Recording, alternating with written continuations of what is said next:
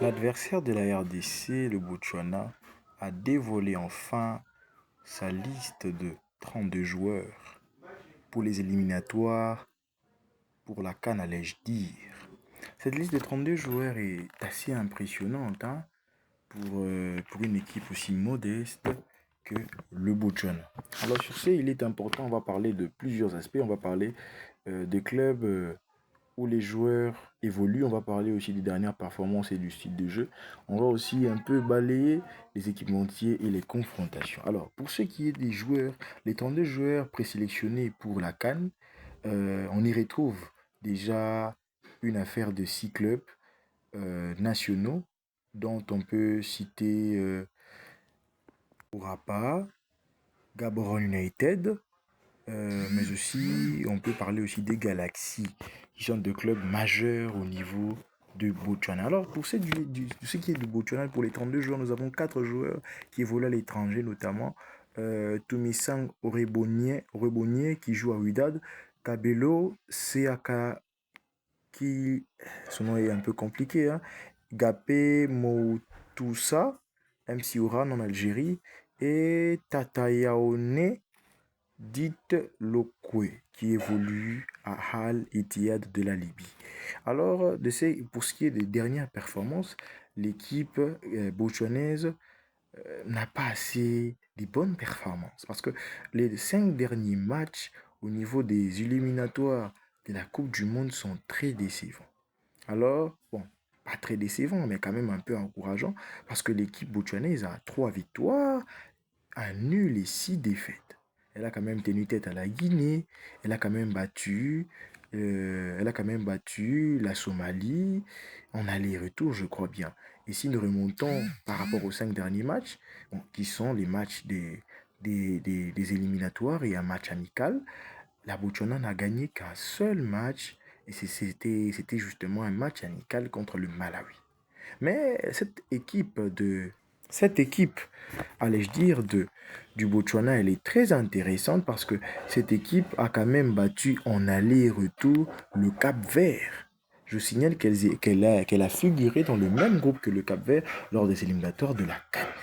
Alors, c'est une équipe qui est très importante parce que sa dernière victoire remonte contre la Somalie en mars. Match officiel en mars, c'est la même année. Alors, il est important de savoir que cette équipe, elle joue bien. Alors, pour ce qui est du style de jeu, pour ce qui est du style de jeu, cette équipe évolue justement en 4-3-3 défensif. Alors, l'effort de cette équipe, c'est que cette équipe défend en groupe. C'est un collectif. Ils s'y connaissent très bien. Ils défendent tous en groupe. Et pour pénétrer dans l'axe, c'est un peu difficile parce que c'est vraiment leur force et ils évoluent en contre-attaque. Donc vraiment, il faut demander justement au Mali, à la Guinée, allais-je dire, qui en a payé les frais, et ainsi qu'au Somalie. Et ils sont très physiques et très agressifs. Alors, c'est une très très belle formation qui est parvenue à se qualifier, qui est parvenue quand même à obtenir 3 victoires dans son groupe où il y avait l'Ouganda et l'Algérie ainsi que la Guinée. Alors, il est important de savoir leur faiblesse. Sur quoi se base leur faiblesse? Parce que c'est une très belle équipe, une très belle formation. Alors, il est important de savoir que c'est une équipe qui panique, qui manque d'expérience, qui manque de créativité dans son milieu de terrain. Donc, ils ont un problème grave au milieu de terrain. Certes, ils défendent tous c'est bien, mais il manque justement ce numéro 10, ces points entre le milieu de terrain et les attaquants. Et il y a aussi un autre élément essentiel, c'est qu'ils se basent sur leur joueur star et Auré Bonnier, qui évolue justement du côté du Wydad. Ils se basent sur lui et c'est un joueur, je pense bien, c'est un ailier. Si la République démocratique du Congo arrive à bloquer ce joueur, arrive justement à cerner ce joueur, arrive à bloquer l'équipe du Botswana sera perdue parce que cette équipe se base uniquement sur Oreboni. Ils concentrent leur jeu sur un seul joueur et cela va permettre facilement à la RDC de la battre. Alors il est important aussi de parler de la RDC. La RDC, quelle équipe en fait la RDC peut-elle mettre sur pied pour battre cette très belle formation du Botswana? Alors il est important de savoir que l'une des plus grandes faiblesses de cette équipe, c'est qu'elles sont faibles en un contre un. Alors sur ce, la RDC doit mettre en place des ailiers très rapides. Pour ma part, je préfère qu'on reconduise Mbuku ainsi que Meshak, qui sont des ailiers très rapides, très forts en un contre un. Et alors cette facilité, cette technicité de ces joueurs au milieu de terrain permettra à la RDC en fait de facilement trouver le numéro 9, hein, par des centres ou parfois même ces joueurs, par leur technique vont justement essayer de dribbler et puis contourner et puis frapper. Et en tout cas, c'est aussi l'une des faiblesses de cette équipe parce que leur gagné est assez bon, mais il n'est pas assez bon par des frappes lointaines. Alors, il est important de se mettre à l'esprit qu'il faut des ailiers qui sont rapides et des joueurs qui sont capables de frapper de loin. Alors, il est important de revenir encore sur le manque d'expérience de leur milieu.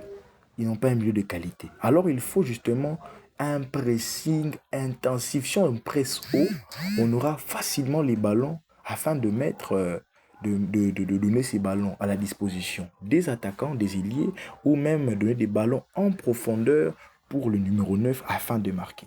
Alors, il est important de savoir comme il joue dans une forme de transition, on doit mettre un milieu défensif. Alors, moi, je préfère dans ce milieu-là mettre un certain monsieur, un certain Moutous et un certain Mukau.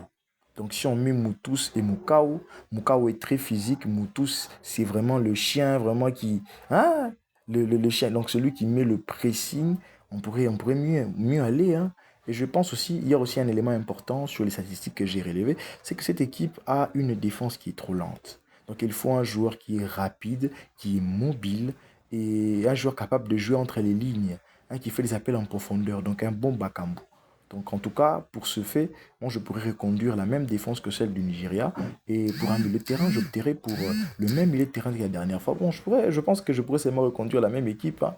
Il faut vraiment des ailiers de qualité qui sont rapides et un neuf qui est mobile, un neuf qui fait trop d'appels en profondeur. J'opterais peut-être pour un Bakambu, pour un Fiston Kalalamaïle. Et justement, il nous faut un disque qui est créatif. C'est ça.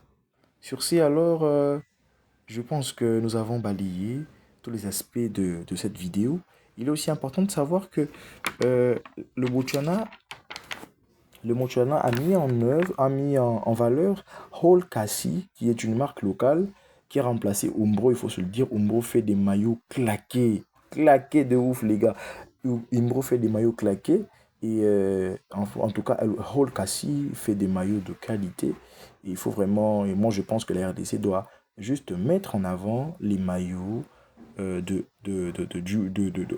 maillots hein, créés par des marques locales. Hein? Moi, j'invite vraiment en tout cas. Et on avait vu un certain maillot qui avait apparu sur la toile, bien que ce n'était pas officiel, mais c'est un maillot des fans. Moi, je pense qu'il est important vraiment de mettre en avant les marques nationales. Alors, pour ce qui est des confrontations, il est important de savoir juste que la RDC a livré 2 matchs amicaux et on avait gagné par 2 buts à 0. Il y avait 2 buts de Benika Fobe qui avait marqué ce jour-là le but et Yeni Guakoto qui avait aussi marqué. Alors sur ce, nous avons balayé presque tous les aspects de cette vidéo. Il ne reste que à vous dire excellente journée à vous et nous nous retrouvons à la prochaine.